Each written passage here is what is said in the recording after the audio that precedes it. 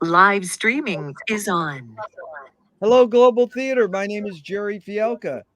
We want to thank Clinton Ignatov of Concerned Netizen. Thank you, Clinton. Your amazing podcast. Please visit and support Clinton. Today is February 4, 2022. It's an honor and a pleasure to be here with John N. Campbell. Where the heck you calling in from, John? I'm a little northwest of Philadelphia, Pennsylvania. And you're in Venice? Venice, California. Thanks What's for the being weather here. like? Oh, the weather's always nice in Venice. Yeah, we're lucky. We live in heaven here, man. So the first question is related. What's the best thing for a human being? Um, I have probably two answers for that. Um, Happiness, which is sort of self-explanatory. But if you look at the question from a different perspective and you think about what is the greatest need and therefore the best thing that we could really use, I would say truth. Or Wow. yeah. We're going to get into truth via Louis Buñuel and a whole bunch more. Oh boy. But the second question is what's your favorite form of information, how it comes into you? Well, I'm definitely a visually oriented person, so I would say sight and all the related, things that are connected to sight, like film and video, and the various ways that visual information can be manipulated or I guess what I'm trying to get at is that I have a certain fascination for things like time-lapse photography or looking or photographing things through a microscope, things that reveal the unknown in a visual way really inspire me creatively. That's good. Let's just insert a little question there. A neuroscientist told me once that sight is the most dominant sense. If you were saying all five senses equal, are engaged all the time, would you say in your regard or in humans' regard, let's say humans' regard, do you think sight is the most dominant sense? I think so. If it's Yeah. not sight, it would probably be something like the feeling sense. Touch. Yeah. Yeah, touch. Wow, and before hearing, you'd put touch, huh? Hmm. Yeah. Well, it's. I'm not going to die on the hill of touch. Yeah, it's hearing is important too. I remember when I was flying. I used to live out in California, and I was flying back to the east for the holidays, and I had a cold, and my ears got all clogged up because of the change in atmospheric pressure. When you're on an airplane, and it was kind of a an enlightening experience for me to realize just how important sound was to just having a quality of life. It's just an important thing because when it was diminished, it was really a big gap. it became more obvious. Yeah, it became obvious how important it was. Amazing. So what, John, why do you think humans collect or gather information? Mm.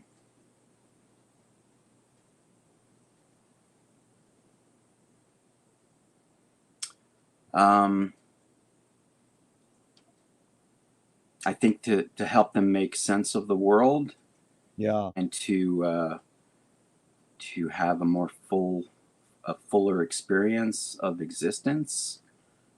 Um, I think learning is a big component to being a kind of like a well-rounded individual and is experiencing life to its fullest. I'm a big advocate for reading and I kind of feel sorry for people who don't have that interest, who aren't real book readers, because you can, it's like a time machine, or it's like one of those imaginary science fiction devices that put you into the consciousness of another human being. Yeah.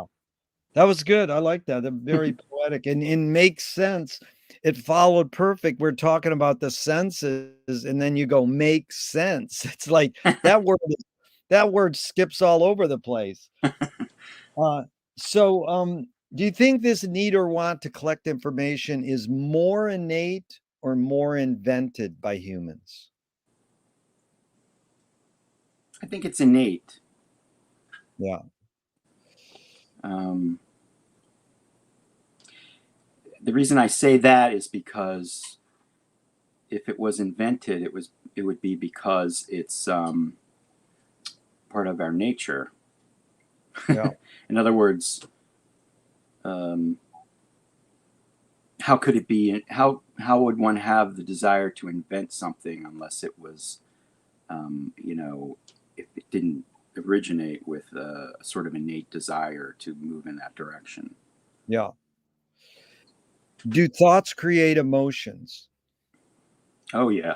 I think I remember listening to a radio show that was playing a audio recording of a Dharma talk from this guy Shin Zen Young, and he described how um, when you get into a highly emotional state, it's often preceded by a kind of runaway internal dialogue that you start thinking about, well, what if that happens? And oh my God, what, that person, they're against me or whatever. It's like you start spinning off theories, and it can get out of control, and then you get yourself into this fight or flight emotional state, which is never very pleasant, especially when it's all being generated by your own thoughts instead of an actual external threat to your survival. Yeah. That was good. You touched on some other upcoming, questions, so you must have ESP. Is is thinking more innate or more invented? Well, I'm kind of a believer that thinking is not entirely verbally based. It's not entirely something that is dependent upon language, but to the extent that thinking is language based, and language is a tool that was invented by human culture, yeah, it would be. Or did I lose track of what the No, question no, was? you actually blew me out because you totally anticipated the next question, but you're basically saying thinking is more innate or more invented. You were saying it's more invented because it's Well, to the extent I see, my experience of thinking is that yeah, it's it's like probably predominantly language based. I have yeah, like an internal dialogue, and it's yeah. words running through my head. But and But but yeah, that's it. The next question is, can humans think without language? Like, you totally anticipated that. So, how would you answer that then? Can humans think without language? yeah, I think so. I think there are certain times when, like, if you're doing creative work and you experience something like an inspiration, it's kind of like think a thought that arises, out of your subconscious. It's not language based. It's, people might describe it as being an instinct or Yeah. inspiration, something like that.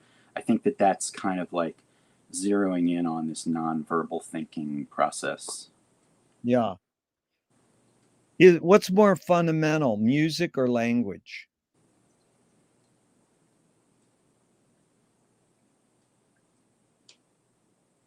I think music, because, and I'm kind of basing that on the fact that when you see a a young child who's pre-verbal, they're still going to be attracted to, like the Fisher-Price toy that squeaks and, you can bang. Like people are going to be, I think people are equipped to deal with musicality before they're equipped to deal with language. Yeah. Fill in the blank, John. I don't know what I think until I Flip a coin. Oh my God. That is good. Do I need to explain that? Sure. Well, I found a little tactic that helps me sometimes if I'm really having a hard time choosing between two options.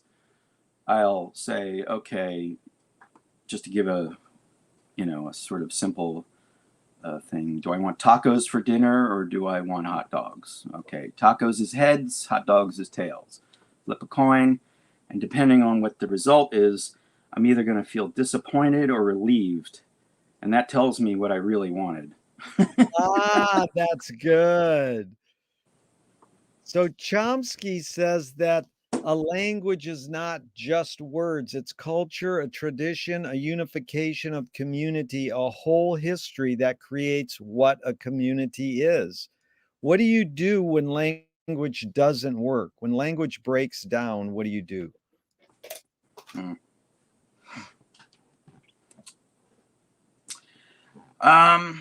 Well, I'm thinking about times when I tried to, get something across in language and it wasn't landing. What did I do? And a lot of it depends on who I'm talking to. Sometimes I'll just laugh and, say, well, I don't think you understand what I'm saying. And, move on. Or if it's like an argument with a girlfriend, something like that, maybe it's just time to give her a hug and chalk it up to, well, I tried my best. Dude, that's amazing because I was just going to tell you this great experimental filmmaker, Scott McKenzie. He ran a, only experimental film venue in Vancouver. And I interviewed him a couple weeks ago. I says, "What do you do when language breaks down?" He goes, "Group hug."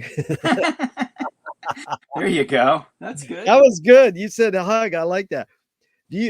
Just your observations of humans in general. Are humans more thinking beings or more feeling beings? I think they're feeling beings. Yeah. I think we might be better able to deal with the challenges of global warming and, all poverty, all the other issues, if we were able to have, well, this goes back to what I was talking about truth. How do you really get at truth? I don't know that it's a foolproof technique, but having good, sound, critical thinking ability would be a start. And I think that in large part, the reasons why there are so many, divisions in our society and, confusion about the best, path forward to achieving certain ends is that we get emotional. We try to defend our ego needs by digging ourselves into, maybe our first initial, not entirely informed opinions. And I think the power elites in our society also deliberately stoke that sort of phenomenon in order to keep us divided and controlled and sort of confused and distracted from the fact that we're being exploited and manipulated by a tiny percentage of the human race. Wow, well put, John. And now I'll insert that Louis Buñuel quote. I'm curious your reaction to it. Buñuel said, "I'm for anyone who seeks the truth, but I part ways when they claim they found it." Any comment? In general, I kind of agree, but um, I would say I'm not entirely on board with that quote because it sort of ends up with the, like maybe saying that every opinion or every viewpoint is equally valid or invalid. I think that there is a material reality that exists, and we can kind of know that it's not just all a creation in each person's head because the devices that we have work because they're based on a scientific understanding and exploration of the physical universe. So, the computer works and the telephone works because it's a technology that is based on, whatever this physical universe that we're living in.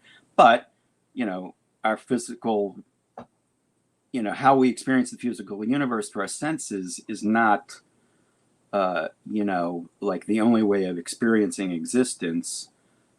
Dolphins have different senses, bats have different senses, and their, interaction with whatever this quantum thing that's going on is significantly different from ours. And so a lot has to do with viewpoint. But, I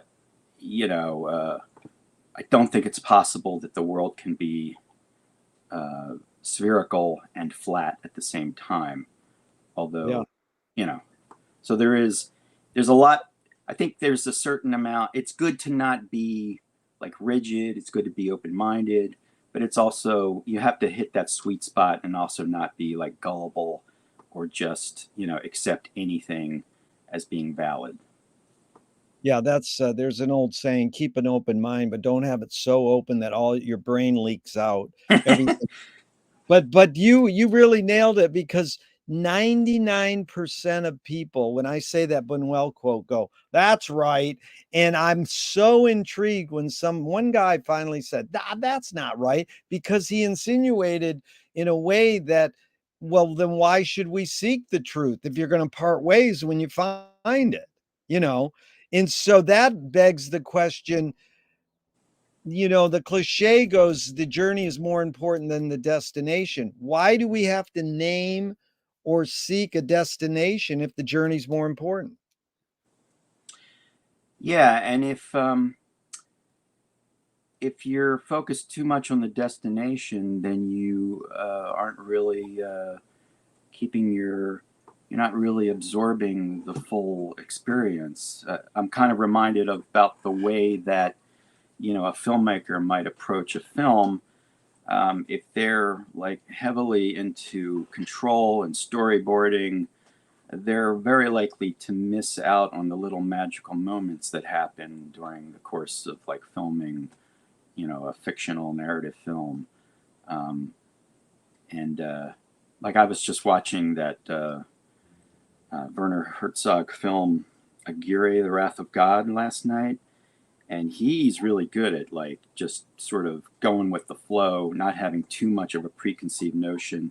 And there's just really great magical moments in that film where, like, one of them is like this mother mouse. Some mouse had built a nest on a raft that was in this film, and he captured this crazy footage of a mother mouse moving her babies to a different part of the raft, and that was something you could never plan.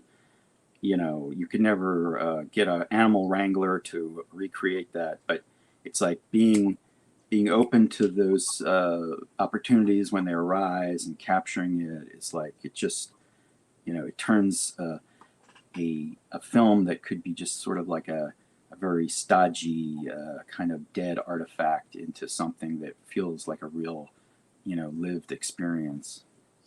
Good example, John. In fact, I did the U.S. premiere of that film in Ann Arbor, Michigan, sort of as a fluke in the 70s before it played in New York. And the flip is that Herzog sometimes pays his documentary subjects to do things. So he's really, navigated the full spectrum of what you just articulated so beautifully. And so on to 2 questions Alan Turing asked in 1950. Is thinking a function of the soul? I mean, as with so many things, I guess it depends on how you want to define your terms. Like, soul is kind of a. I don't think I really believe in the soul. I think that I don't think there's any. Uh, I don't think that we survive our physical death as some, consciousness or entity that moves on to other realms of conscious, other Yeah, realms of existence. But I don't that's know. fine. No, that's fine. Can you forget to die? What's that? Can you forget to die? Well, I wonder whether anyone's conscious of themselves dying. So maybe you have no choice but to forget to die. I Wow, mean, that if is you if you're alive 1 minute and then you're dead, death is by definition a lack of awareness and a lack of it's kind of a shame that we don't get to you know come back and witness our funeral and see who showed up. yeah. Yeah, my friend insisted we have his wake service before he died, and we did it. And then my other friend said, "Do that for me too, because I want to be there." So the second Turing question is, can machines think? um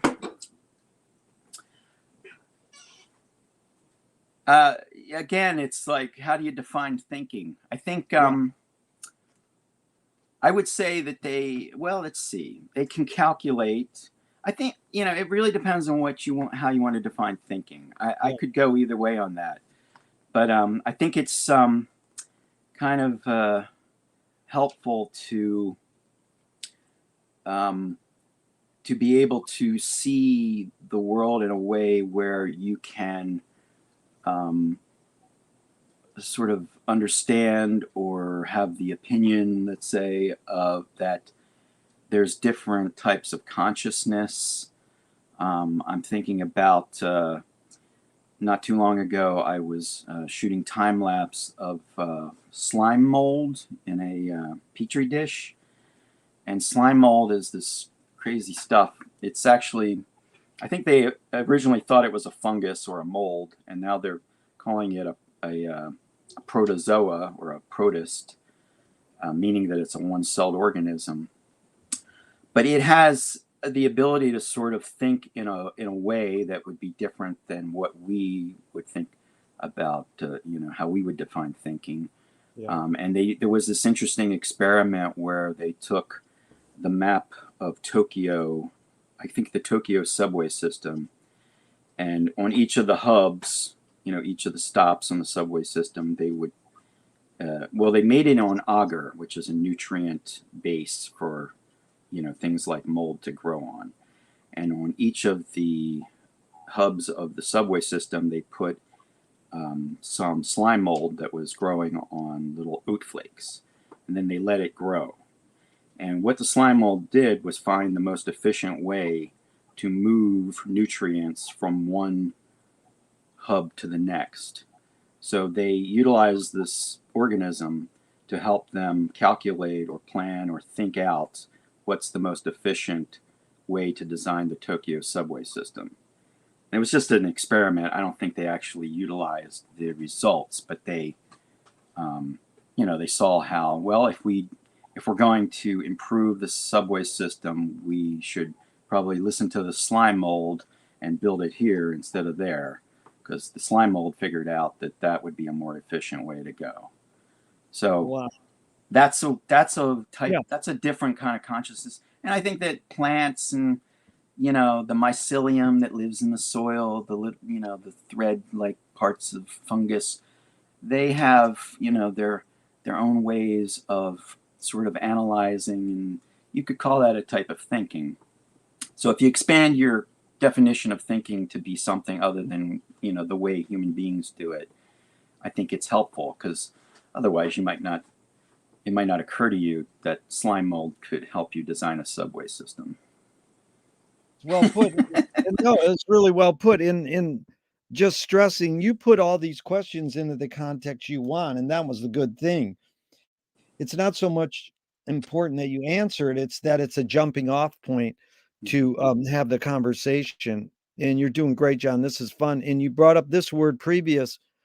Do you more pursue meaning or more pursue happiness?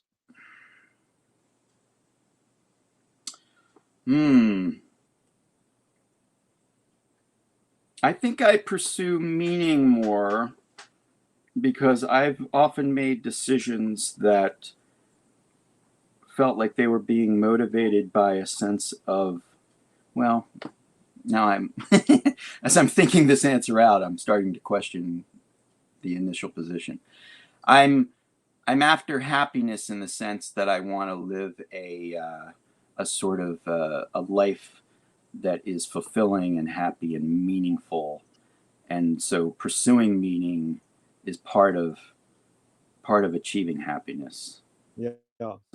Yeah, I'm gonna have to. Well, they say between. I got it from Viktor Frankl. He says meaning can last, happiness doesn't necessarily last. So, anyways, your first impulse was great in sussing it out was cool.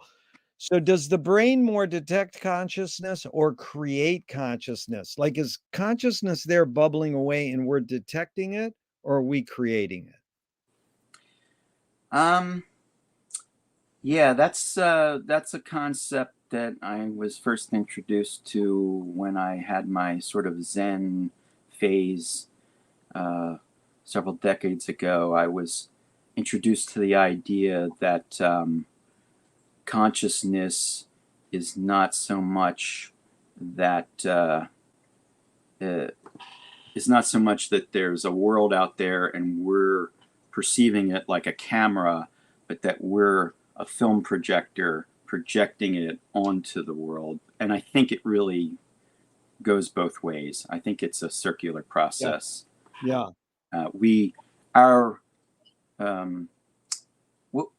Could you repeat the question? Was it about consciousness or? Well, I guess it doesn't matter. You answered it pretty much. Does the brain more? You answered it. It's both, but people definitely project meaning onto the world, and that in turn people definitely create the world in a sense because of their beliefs and their the meaning that they project onto it. So yeah, it's a kind of a back and forth process. What's faster, speed of light or speed of thought?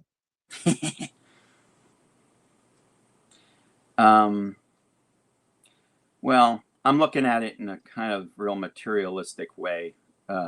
Thought is a process that is it's a process of neurons sending nerve impulses, I think.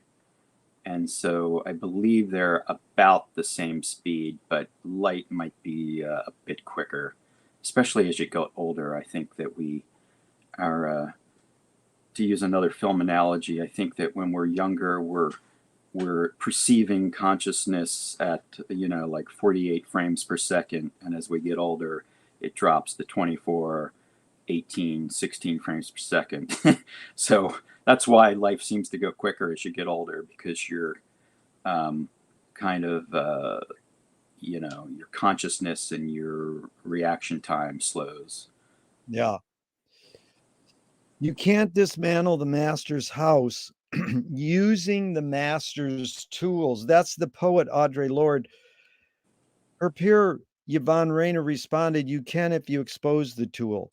What new tool do you suggest? And again, just to suss it out, just because I start some of these questions with cute quotes doesn't mean you have to apply the quote. You can if you want.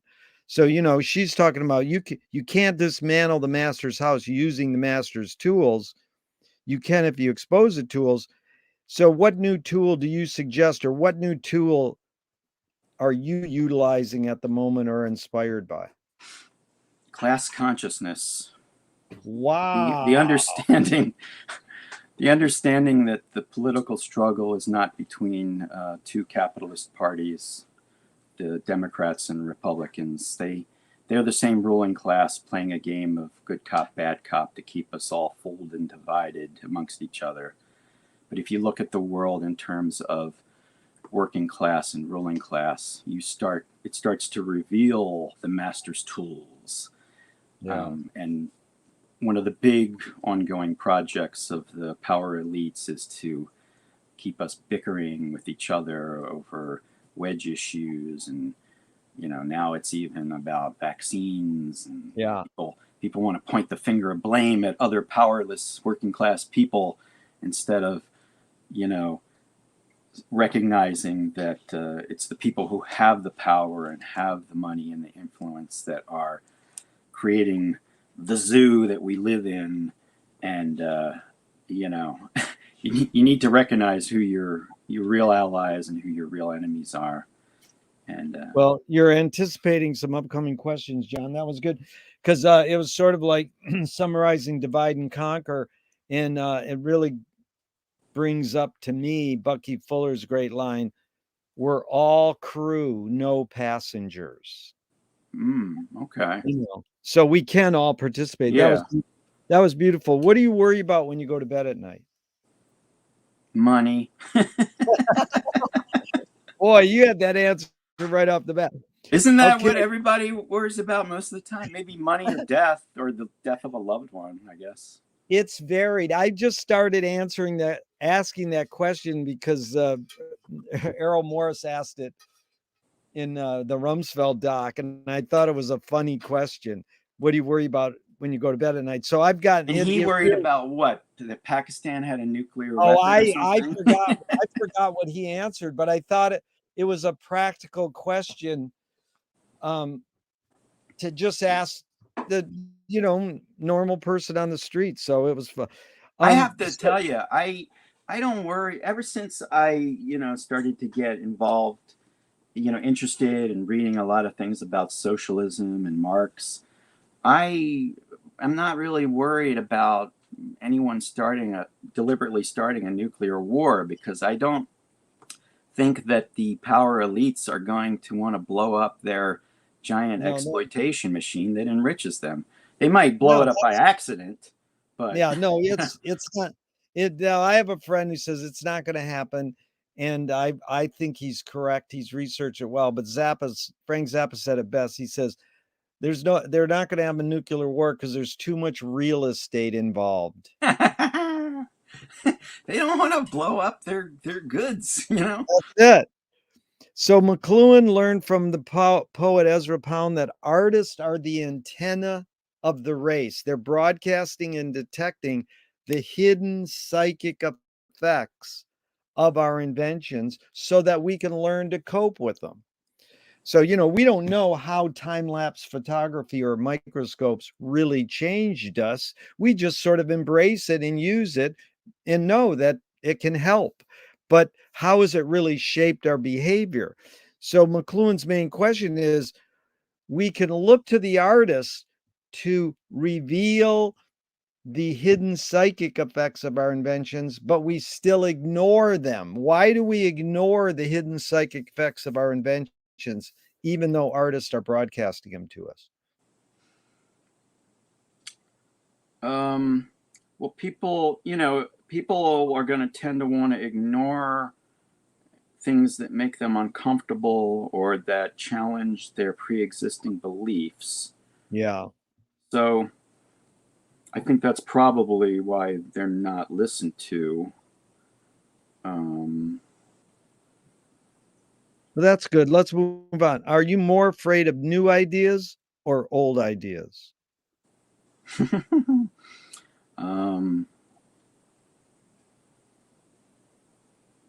I guess I'm probably more afraid of old ideas because old ideas are harder to overcome, even if they're dysfunctional ideas.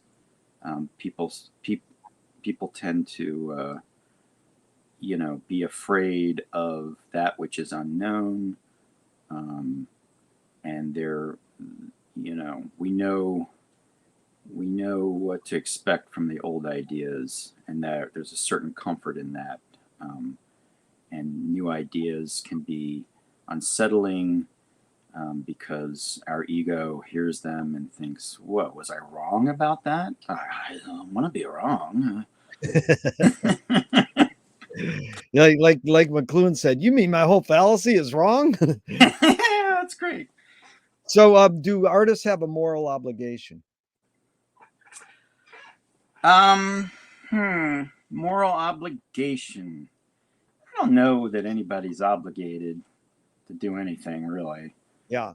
But I think that if you want to live a sort of good life, a meaningful life, you're gonna probably want to focus on things other than, making a film about your neuroses endlessly. You know what I mean? Hey, There's a you can sort of, make films about neurosis and become a very important filmmaker and make 40 you films could in be 40 Woody years. Allen. I wasn't going to drop any names because they might kill you if you mention that. We're on live TV here, John. Okay, so can you conjure up your earliest memory ever or one of them? Well, I'm not entirely sure if this was the earliest one, but I think I do remember the moment when I had a sense of self-awareness or self-consciousness for the first time. And I Wow. must have been a pretty young boy, maybe 2 years old or something. And I was in my bedroom and I had this rocking horse, that you can ride.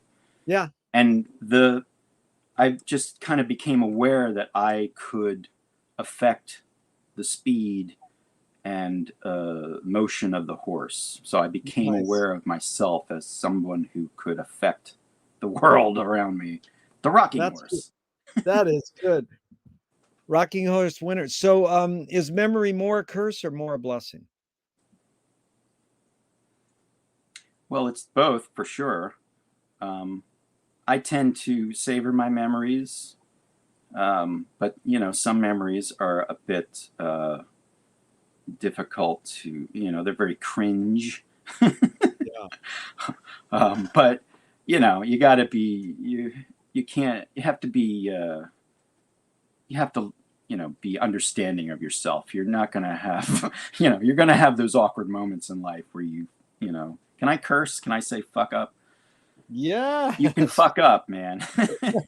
And that's hard to remember those moments, but you can try to learn and you know and Well, that's the beauty of live TV without censors. We can say whatever we want. all right. We think. Be But careful. they might demonetize us. Geez, that sounds like a helpful thing. Okay, so John, please tell me just briefly, within your immediate family, then outside your immediate family, one person who had a impact on you was like a role model, and what specifically was that impact?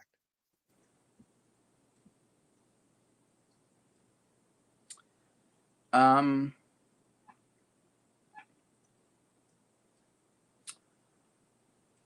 well, I think I just when it comes to inside my family, I just think my father probably has had the biggest impact on me. What did you get from your dad? What's the main thing you got from him? Um, hmm. Well, he bought the first movie camera that we had. So that really got me. That He really bought got a me. camera. What year were you born? 62. Yeah, so you mean he bought a home movie camera, meaning film Super 8? Exactly. Yeah. And that really that's when I got that bug, that disease of being a filmmaker. And And it's you mean he bought it to document his family's history?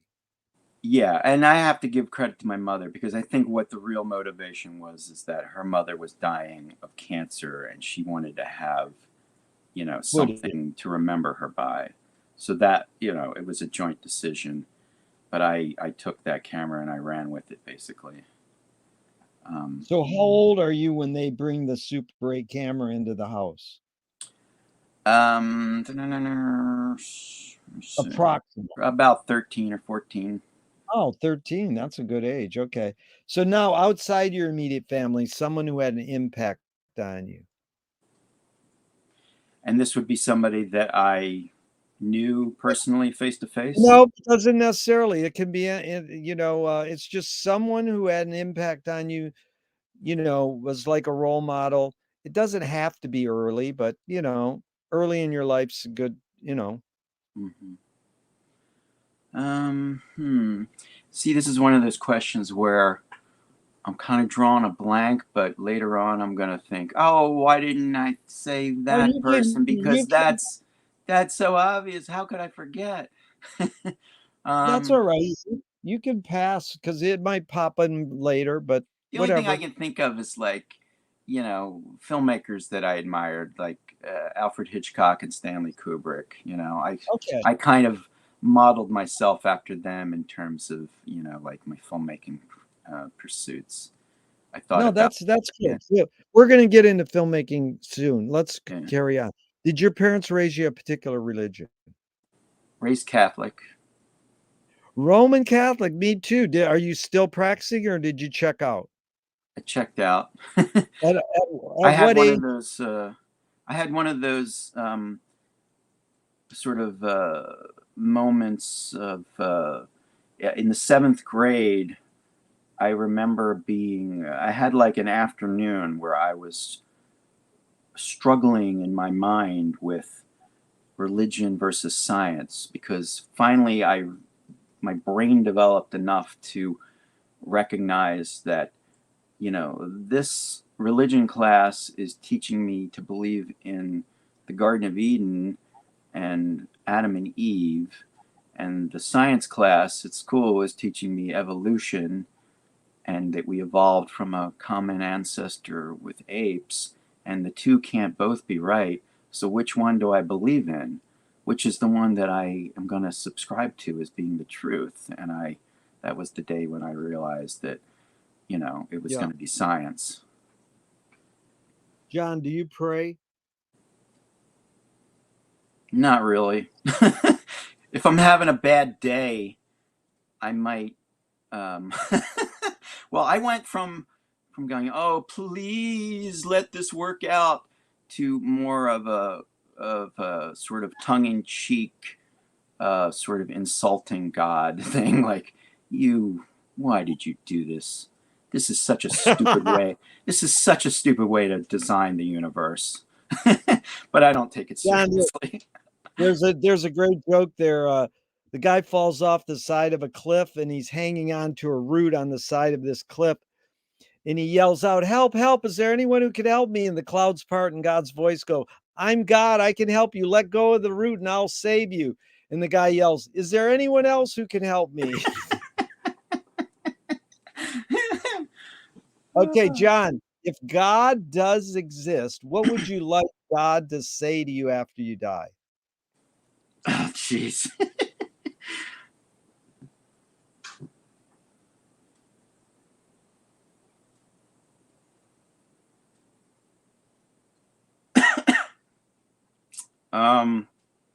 Good job. Go through that door and you'll find everything that you couldn't get in life. Nice. That was good, John. Do evil people exist or does evil use people as a vehicle?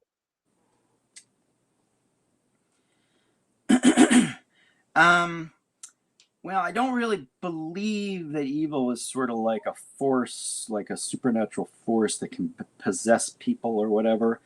And I'm also inclined to think that even evil people have their good points. Like, Yeah. not everybody, even Hitler was like just a little baby who was being mistreated and grew up screwed up and, Yeah, no, bred I get his, this all the time. yeah, People say everybody's capable of evil. So that's a balanced point of view. yeah. The hidden question really is how do you advise someone to deal with an enemy but I'm going to start this with a few modern thinkers' thoughts. Alan Watts says, if you acknowledge your enemy, you empower them. Coppola stole from the mob and the samurais. Keep your friends close and your enemies closer. JFK said, forgive your enemy, but don't forget their name.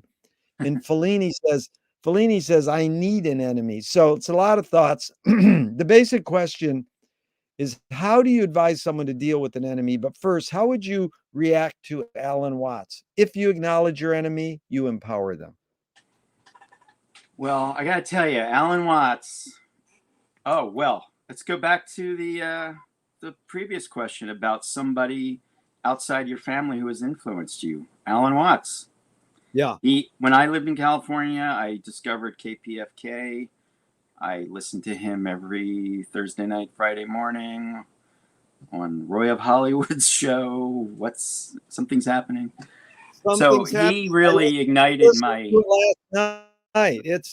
I listened to it last night. It's one of my favorite radio shows of all time. Yeah. And that's how I discovered Shinzen Young and Jack Garris. So that whole thing, that was what I call my Zen period, when I was really, delving into that aspect of philosophy. And give me his quote again. If you acknowledge your enemy, you empower them. If you acknowledge your enemy, you empower them. Well, I think that's true. I think it's important to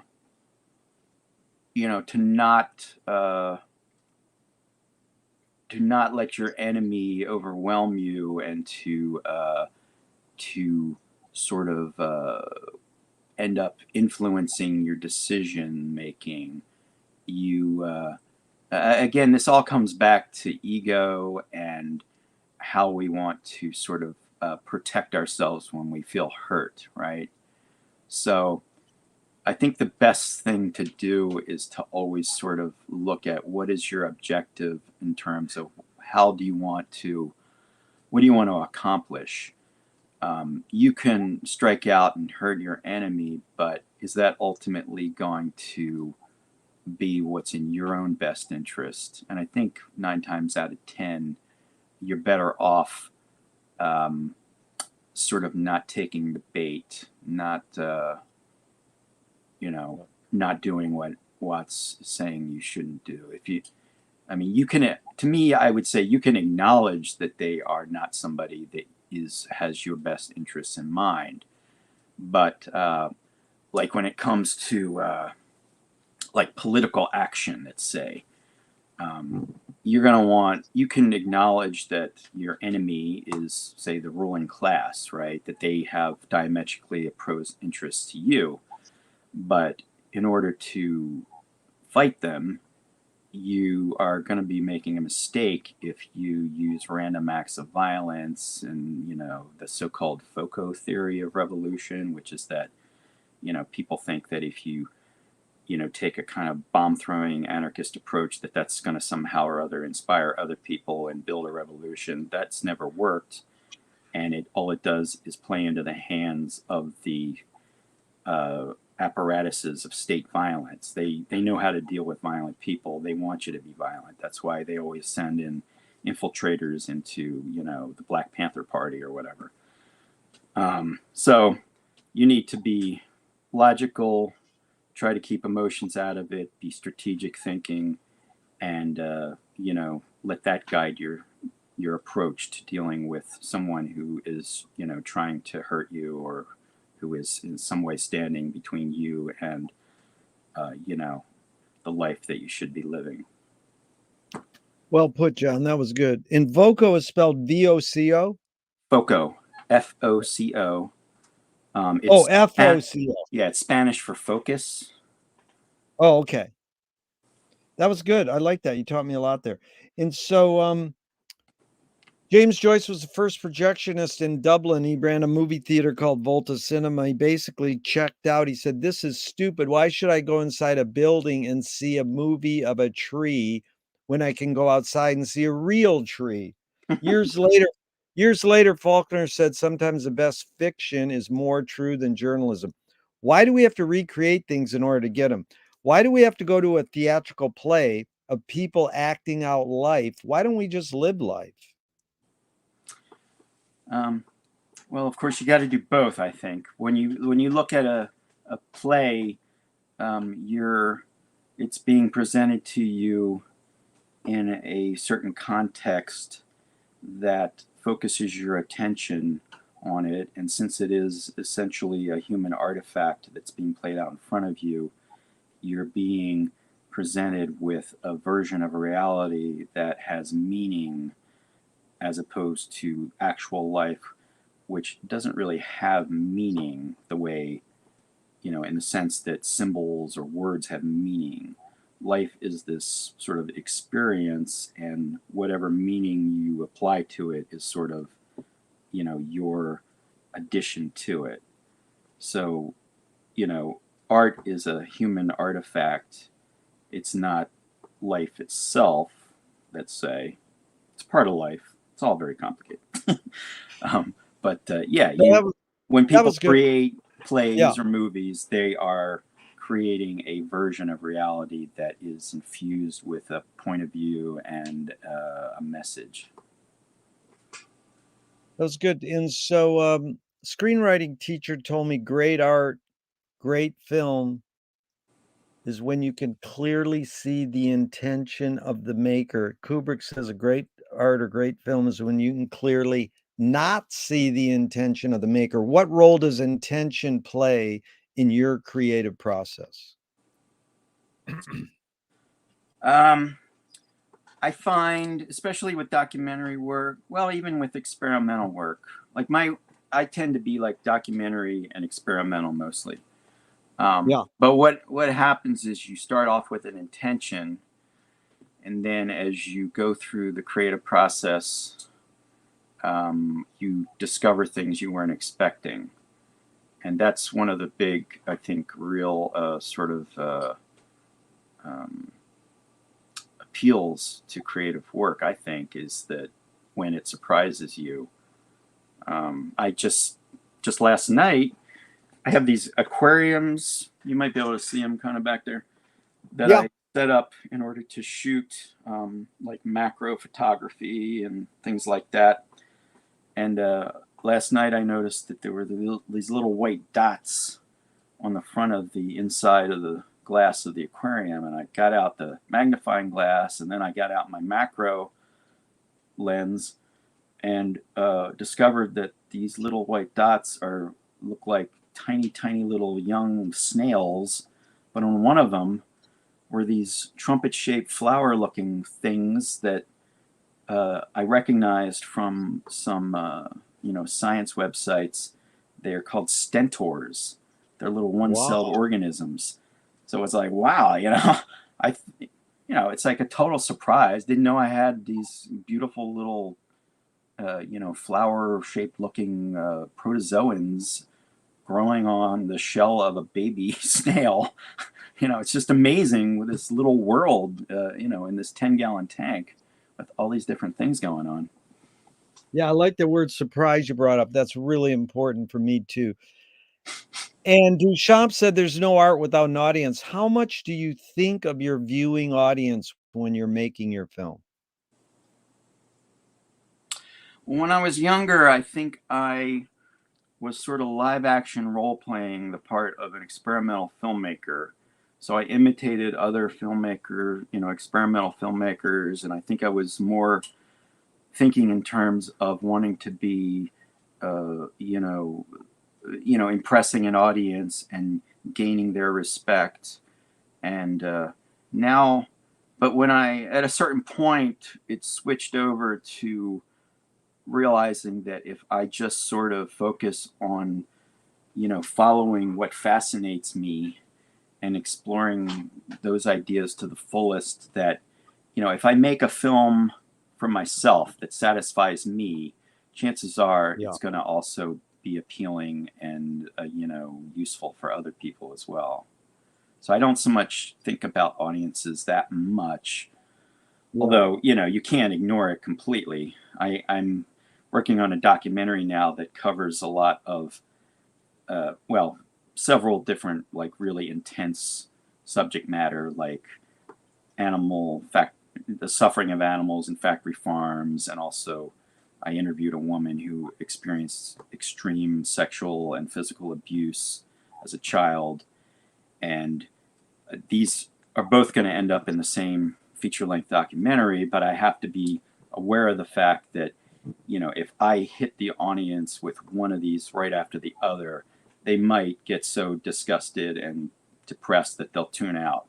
So I want to keep the audience interested by, maybe, blending, working a break in there, less intense subject matter, let's say, between those two issues. Yeah, that was good, John. And so who name the just three names off the top of your head who you were imitating experimental film wise? You were looking up to, they were, the makers who were having an impact on you. Just well, the earliest ones that I was exposed to when I was really kind of getting into that early on would be Kenneth Anger, especially his film Lucifer Rising, and Yep. Stan Brackage's Mothlight. Yep. I'm not that big into most of Stan Brackage's films, but I like Mothlight a lot because I just like that whole idea of physically attaching things to a film. Oh, I love it. It's great. And then the third maker, just who had that perked your... Probably Len Lai. Oh my God, I love Len Lai. I think we talked about that. Oh, he did that stencil stuff too, yeah. Oh, Len Lai is such an amazing filmmaker. And so McLuhan says everything we invent extends some humanness. So like clothing extends our skin, knife and fork extends our teeth. Our eyelid is extended by the shutter in a camera. Maybe philosophy or religion's extension of consciousness. What does the moving image camera extend for you? Whether it's film or video, what humanness is extended by that tool? I think vision and consciousness and experience. Yeah. That's good. Okay, now we can finally get into film. Like one guy interviewed like you, he goes, "Aren't you going to ask me about film?" Peter Greenaway said cinema is much too rich a medium to be left to storytellers. Are experimental film makers telling stories a different way or doing something completely different? If me and you watch The Flicker by Tony Conrad, it's just black and white frames flicking on and off. We might have a story go through our head, but it's not really narrative cinema storytelling per se, is, you know what I'm saying? Yeah. So what do you think of this? Experimental filmmakers telling stories a different way or doing something completely different? I don't think I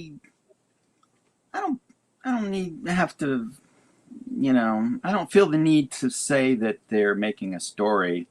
I kind of make a distinction between narrative films that tell a story and the type of experimental films that are more like sort of music. You're dealing with rhythm and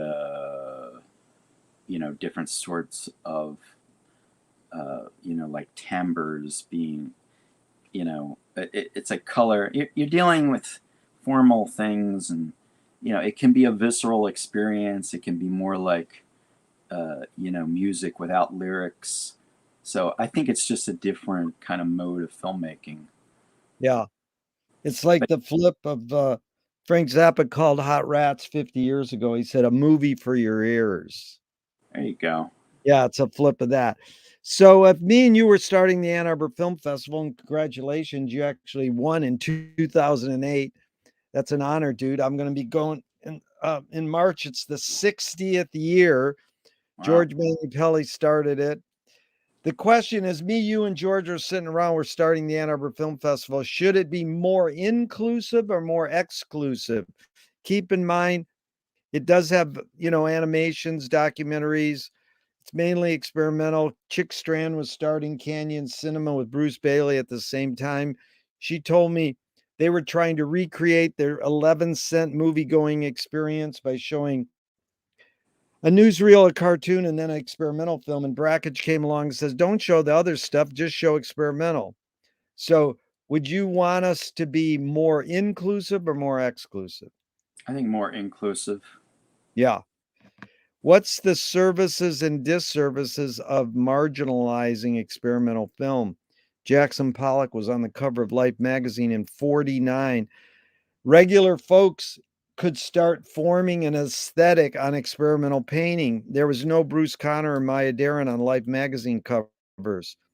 It's generally privileged, entitled, I call them rich art kids, who develop an avant-garde aesthetic and dominate experimental film. Any comment?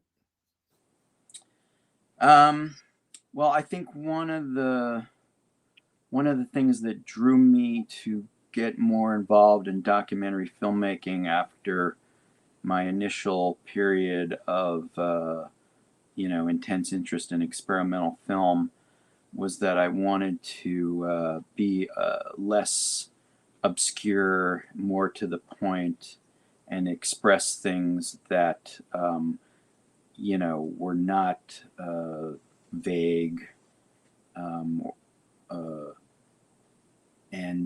So there was a certain thing that I wasn't able to communicate in experimental films. But the inverse is true as well. I mean, you can do things with experimental films that are really, cool and are good. It's just Right. there's a lot of really good experimental films, but you're not going to be able to address, like explore, issues about how to solve poverty Yeah. by being, very experimental, because it's going to be, much more open to interpretation. And maybe you just have a point of view that you want to get across. Well, where'd you get that from, John? That need to want to be, you said it earlier, like socially conscious, or, you said class consciousness, just conscious, socially conscious, I would say. You think you got that on your own, or how your parents raised you? Well, I can't rule out, where the early childhood influences, which would definitely include my parents, and also the Catholic thing of sort of being presented with that whole story of, Jesus wanting to sort of improve the world and then being betrayed and Yeah. everything going against him. Uh, even though I, have moved on from, a religious view of life, that still is part of like your personal mythology, right? So I've always, I don't know. I think, you have experiences earlier in your life where you feel as though there are certain injustices in the world, and you're not okay with just ignoring them or letting them continue. So you the whole thing with like Trump getting elected, that was actually a big motivation for me to explore certain areas in my documentaries. I was working on a documentary about total solar eclipses, because there was a solar eclipse that was going to cross the United States in 2017. So I wanted to take that opportunity to make a film about solar eclipses. But I also felt as though a strictly, dry sort of academic scientific view of the subject matter was not enough. So I also kind of built into the theme of the documentary the importance for science education and science literacy, because that was, a time when I became aware of flat earthers and, people like Right. that who are kind of retreating into these fantasy worlds. So I wanted to, do something that would sort of, be socially responsible and, Yeah. hopefully moving people in what I consider to be the right direction. Dude, I think that's resonates with a lot of human impulse to make the world a better place. Mm-hmm. So, what do you think the motive of the cave artist was? Not necessarily what Herzog said in his film or the New York article he based his film on, but just your hunch or your guess. What was the motive of the cave artist? Well, I think it could have been, when I think about religion, I think that it's all well and good if people would look at it as an aesthetic experience rather than as a kind of, how it's usually interpreted as an explanation for life or a admonishment to behave in a certain way or to be obedient and so forth. I think, I actually love going into a cathedral and experiencing the stained glass and the candles and the incense. I think there's a human need for some kind of aesthetic experience that can be expressed in rituals and art itself and performance, dancing, plays, telling stories of mythological subject matter. And I think maybe the cave dwellers were they were entering this sort of sacred space, this mysterious cave that is filled with all these kinds of very visceral, organic shapes of stalactites and stalactites and crystals, and the sound is different, the smells are different, and they go in there with their torches, and they create this. Maybe this ritualized, aesthetic experience of drawing these, these animals that they're dependent upon for their survival as perhaps some kind of way of, evoking their spirit, of connecting themselves for a successful hunt. Something like that, I think, is going on with that. It's well put. Thank you. So, what's more important, conviction or compromise? Well, I wish there was more conviction in certain areas. I think that compromise, is important for sure. I'm not going to go one way or another all the way, but when I think people, I guess what I really think is that I think people disingenuously. I'm thinking about politicians now, because they're all like real great about talking about, well, we need to compromise, we need to be realistic, and I think they use that disingenuously as an excuse for not serving the interests of the majority of people, but catering to the needs of the power elites, the 1%. So in a way, compromise kind of has a negative association for me because of the way it's misused. But it certainly is, like, I have the kind of personality where I don't like conflict. I'm not going to, just keep jamming my opinion down somebody's throat if they don't agree with me. I just, I don't care. If they're not going to be convinced, I can live with that. So in a way, compromise is like, well, we'll agree to disagree, Yeah. No, that was good. And T.S. Eliot said that poetry is outing your inner dialogue. What language is your inner dialogue in?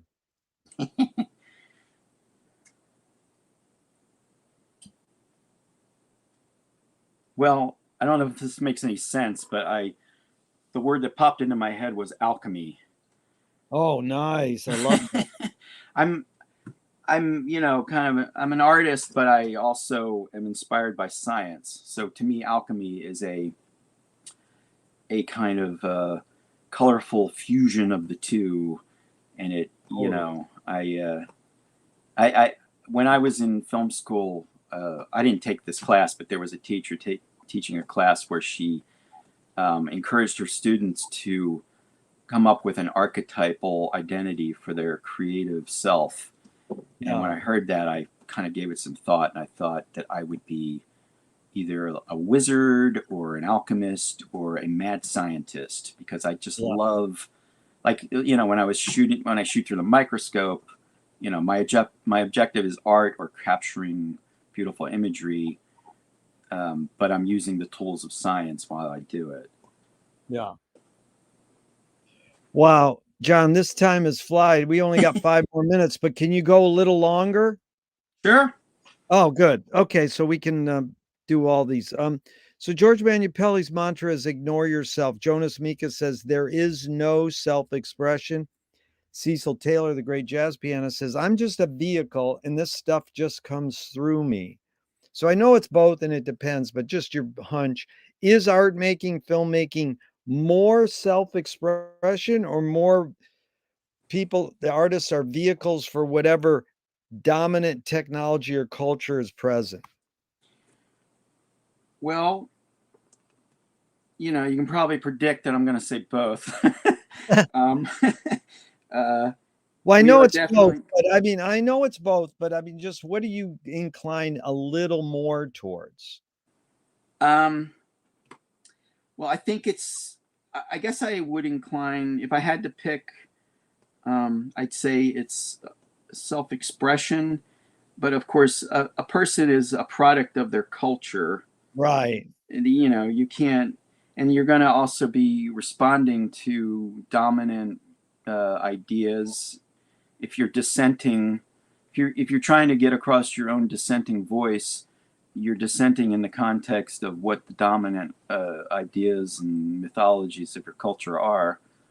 Well, can art making be egoless?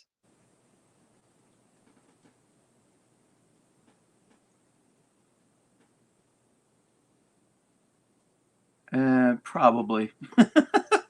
Good. Okay, let's move on. That was good. Tell me one major element, John. You've been making films for a while. One major element that's changed in your creative process, your creative output, and one major element that stayed the same. Um, well, I'm thrilled to death with the tools that I can make use of now.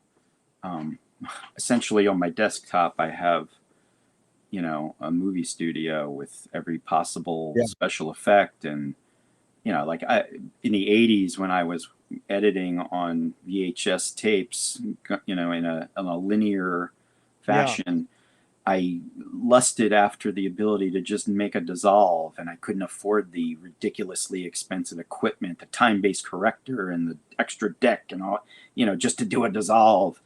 And now I'm, shooting things on greens, making green screen special effects and doing, practically anything you can imagine. And in So fact, that's changed. what's That's that? good.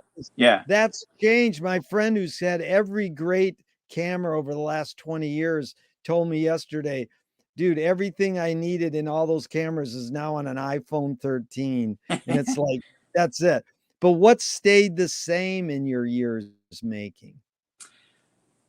What stayed the same is a lack of having enough money to not have to be driven to sort of be clever and think about workarounds. And at this Yeah. point, I sort of relish the satisfaction of being able to come up with a workaround or using my meager resources to, create something that seems to be, a much bigger effect.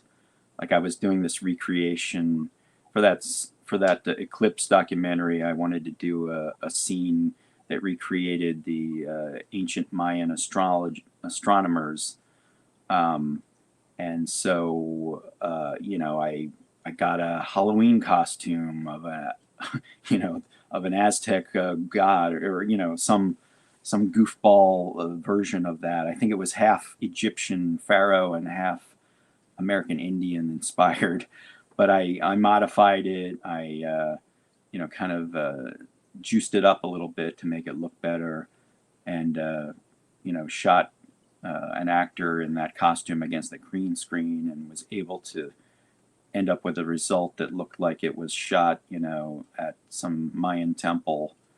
in where are they? Mexico. Ooh, Yeah, something it's happened. like, oh, we're okay. I think what you're saying is you can do less with more. And it definitely inspires you to think outside the box, and yeah, it kind of juices up the creative process, I think, because you have to really come up with alternative solutions. Well, John, these are 5 Alan Watts questions, just in about 1 or 3 words. Just keep it down to minimal, just off the top of your head. Who started it all? Say it again. Who started it all?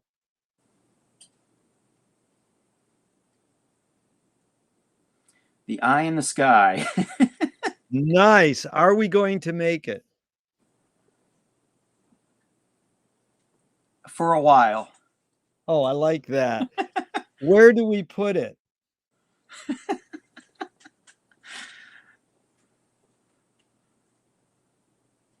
Where it won't do any harm. Nice. Who's cleaning it up? The working class. Is it serious? Only to a point. Nice. Yeah, that's again, Frank Zappa said, I'm very serious about being not serious. But Right. I like your the eye in the sky. I'm just curious, how would you spell that? EYE or the letter I? I'm tempted to not answer that question. Yeah, hello.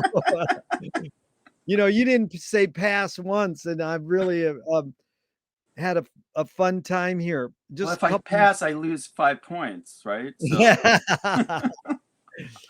Okay, Moshe Feldenkrais works with healing and movement. He says it's literally possible to identify a weakness and incorporate it to become a strength rather than we're taught to overcome a weakness. Tell me a weakness you turned into a strength.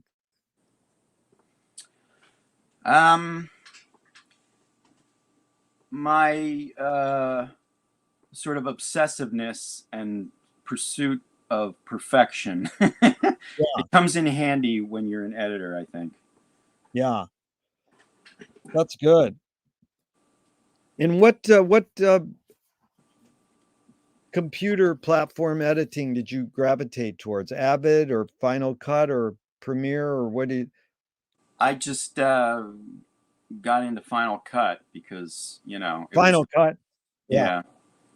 I got an Apple, and it kind of, I think it came with it, or I don't know, I'm not sure, but Yeah. it's integrated. It was Yeah. the most available for me.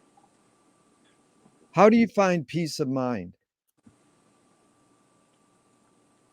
I find that I get a lot of peace of mind from fish. Oh, nice. I have a Do you koi mean pond. aquarium?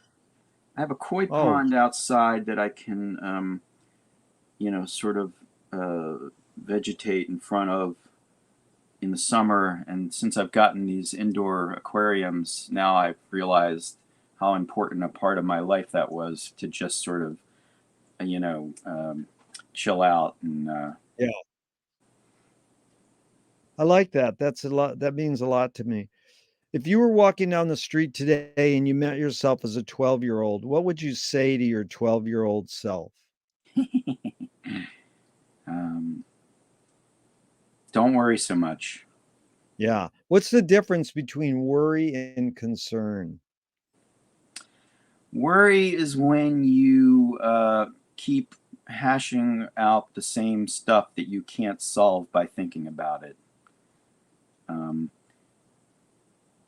Concern is something that is more under your control. I think worry is something is a concern that's gotten out of control because you are trying to solve something that can't really be solved through thinking about it.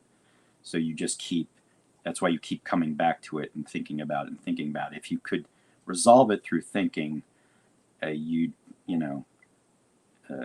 would have solved the issue. Which way should toilet paper come off the roll, over or under? Over. God damn it. Why? Over. Why? What's that? Why? Why? Because I don't know why. I can't see what's on the other side. I don't know if it's touching something gross. I want to see it as it comes off. You know, my friend has the Patton Xerox next to his, and it shows the people who invented the toilet paper roll have it going over. But there are people who say, oh, under.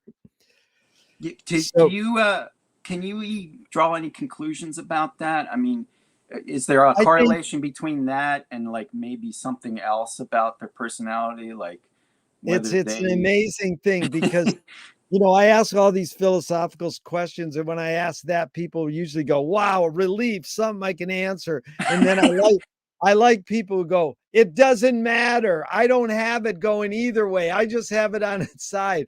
But it is interesting on all my questions how 80 to 90% of people answer a certain way.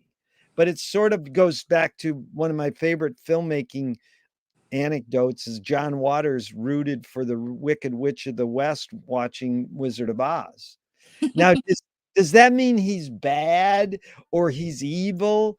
I mean, he's a successful filmmaker, and now he's more an artist. And we are raised in a society to believe we all sort of should root the same way or be the, you know, I love your idea of class consciousness as being, you know, the answer to one of my earlier questions, because how much is that in the sandbox before the kid is even socialized, or how much is that society's norms telling them, you know, oh, those people should be on that part of town, or we, you know, this whole thing of the commonality in humans, you know. So yeah. Well, I mean, there's a couple of things there about John Waters rooting for the Wicked Witch. I think wouldn't I mean, if I was an actor, I would love to play the villain, not the hero. yeah, You know, the villain gets all the fun, and you know they usually get what they deserve at the end. But who wouldn't like to have a amazing death scene, like melting into the, you know, into the flagstones at the castle? Um, but yeah. so what was the other part of And, that? Dante, well, I'm in a Dante reading group also, Divine Comedy, and they're all like highbrow intellectual, you know, kind of poetry, literature people, but they're down to earth humans too. And they all say that all the time. It's so much more exciting to sin and to have, you know, to explore the not the sin so much as the weaknesses of humans, you know, and the Yeah, well, failings of humans. Alan Watts brought that up too. He said, you know, that the descriptions of hell are always a hell of a lot more interesting than the descriptions of heaven, which, you know, is like a bunch of, uh, you know, white bread people in white gowns playing a shitty harp music and living in the clouds. But in hell, man, you get to surf on a lake of fire and have orgies And rock and roll. That's like the guy gets to hell, and the devil's standing there at the gates of hell, and he peeks in and he says, "You have Wi-Fi, Zoom, TikTok, you know, everything, you know, free free Final Cut Pro, you know, iPhone's 13." And the devil goes, "That's all we got." Okay, just a few more here. If a publisher was to release your autobiography off the top of your head, what would the title be? um,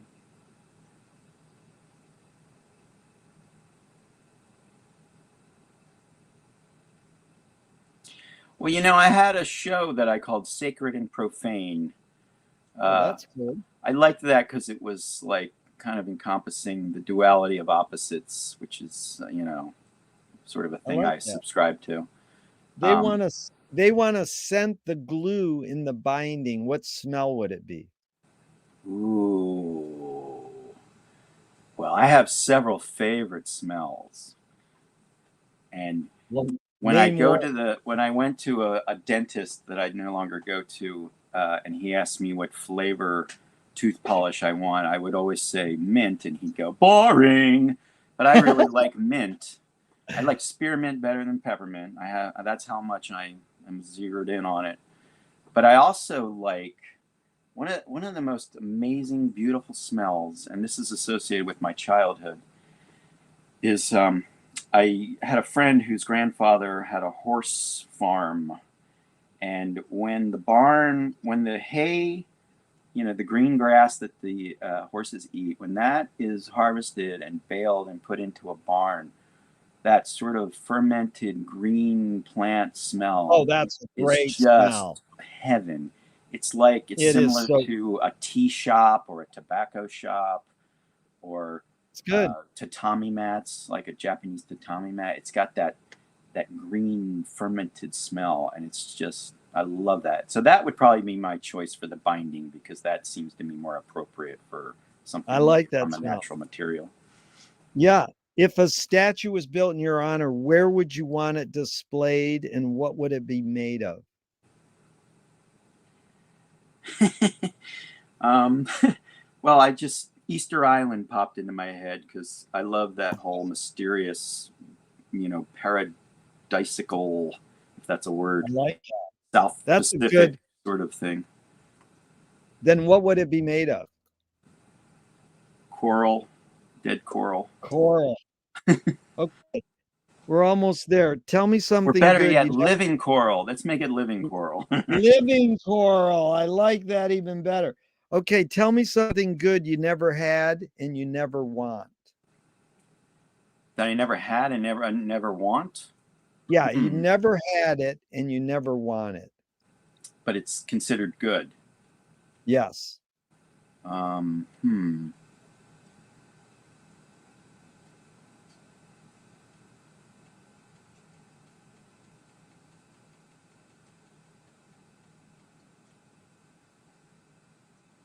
Never had it, never wanted it.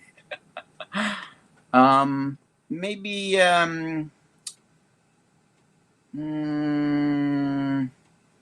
well, I'm kind of torn between. Let's say I was given the opportunity to take a ride on the shuttlecraft. I probably would do it, but I'd be scared the whole freaking time. So the fact that I'm never gonna probably get that opportunity, and so don't have to worry about making that decision, you know, I'll say a ride on the shuttlecraft or something. That's good. That was good. I haven't had that answer. If you were in a vat of vomit up to your neck and someone threw a bag of shit at your face, what would you do? I submerge and get vomit on my face because vomit. I Yeah, think there you easier go. than shit. A man who made a decision. You should hear the answers I get for that one. My favorite was, I'd never be in a situation like that. Never say never. Yeah. So Thornton Wilder said in 1928, art is confession. Art is the secret told. But art is not only the desire to tell one's secret, it's the desire to tell it and hide it at the same time. John, you've laid your cards on the table for 90 minutes. I'm grateful. I'm not insinuating you haven't answered this, but what's it really all about for you?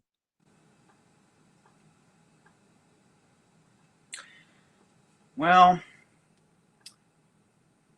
I think what I have been kind of doing in one way or another with my creative work, and also when I sort of engage with people and have conversations, is that I have this notion that maybe I have some insights that the world needs to hear and needs to be exposed to.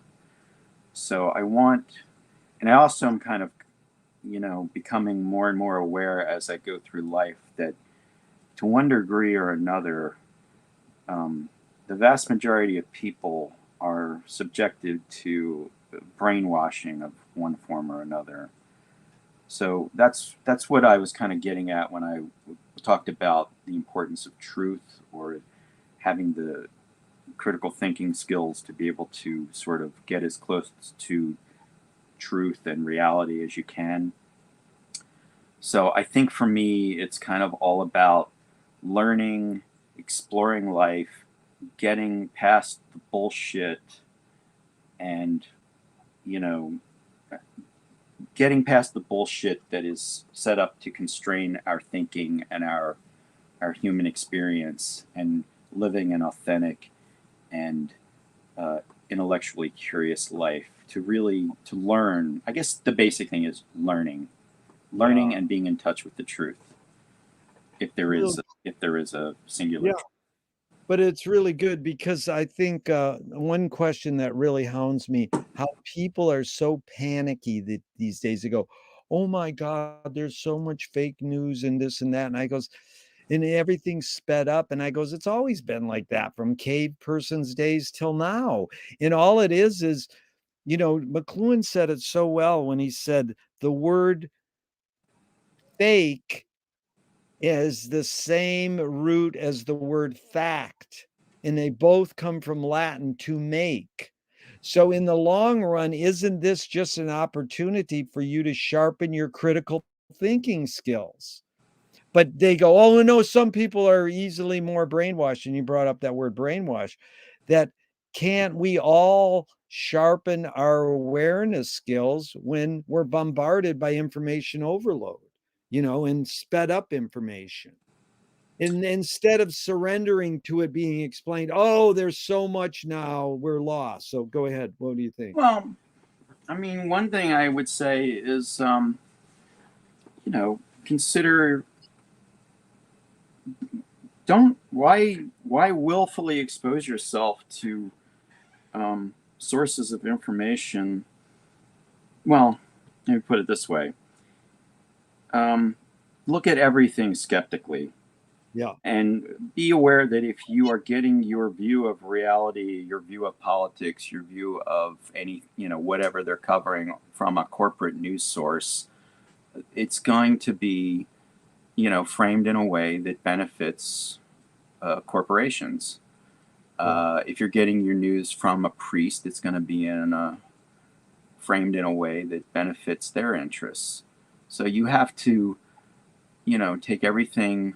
You have to be aware of what you're hearing, and be aware of the process that, a lie that's repeated often starts to seem like the truth because it sounds familiar. So, that I think that's where brainwashing really comes in. Is like the relentless media landscape is going to present you with a version of reality that benefits the people that are in control of, the media, the sources of information. And it's not necessarily, they're not usually going to be inculcating in you ideas that benefit you so much as benefit them, if they're the ones, giving you your version of reality. So you always have to be intellectually curious, and, keep the ego tamped down, so that you don't shut off, you don't close your mind so much that you can't learn new things. Well put, John. It's been fun. I learned a lot, and I appreciate your time and energy. Just two more quick questions. What is the cultural shift you see developing today that inspires you? I feel like people are seeing through the bullshit more easily when it comes to, what the capitalist interests and the ruling elites are handing them. It might be an illusion. Maybe it's just my own experience after, I'm going to turn 60 next month, or actually this month in another week. And, to me, it's like certain things are so obvious now. And it's like, I can't believe that people keep buying into the same old bullshit. But, somebody who's 20 years old hasn't seen a lifetime of bullshit. So It's understandable that they might not see through it. But I do get a sense that the working class is waking up to, the fact that late stage capitalism is not benefiting them, that we need system change in order to head off climate catastrophe, and that the old solutions are not going to work. So I think there's basically a political shift, and people are starting to there's a divergence. Some people are doing the stupid thing of being drawn to like a fascist direction, but I think the majority of people are leaning more toward a leftist or a socialist perspective on things. Beautiful. The last question is, what gives you the most optimism? I really get refreshed and optimistic from interacting with nature and just experiencing the natural world. I remember when I lived out in California, I took a road trip out to the Sequoia National Park, and I guess I must have been, somewhat stressed or something at the time. But when I walked into that forest, and the sounds were dampened by all of the, pine needles on the forest floor, and the smell of the pine, and that sensation of walking in and out of sunlight in a dappled forest with the coolness and the heat and everything. That whole sensory experience just flipped my whole mindset, and I was at peace. Beautiful. John, thanks so much. And I encourage you to keep entering the Pixel Vision Film Festival. Pixel Disc 32 is in November of this year. And it's funny how we sort of united through your entering the Pixel Fest, even though we had that commonality many years ago in Ann Arbor Film Fest. So it's a real honor and a pleasure to spend this time with you. Thank you so much. Thank you, Jerry. And I've got my next year's entry picked out already. So there's going to be one. And I'm gonna do like the podcast thing where I get my plug in. So if you want to learn more about John Campbell and his freelance work in filmmaking, go to echomediastudios.com. That's it. We have that linked right here on this site. Clinton has entered it right in the show more. And this was live TV. So, John, it was a real honor and a pleasure. Thank you, Jerry. It was fun. See you next time. Thank you. Bye-bye.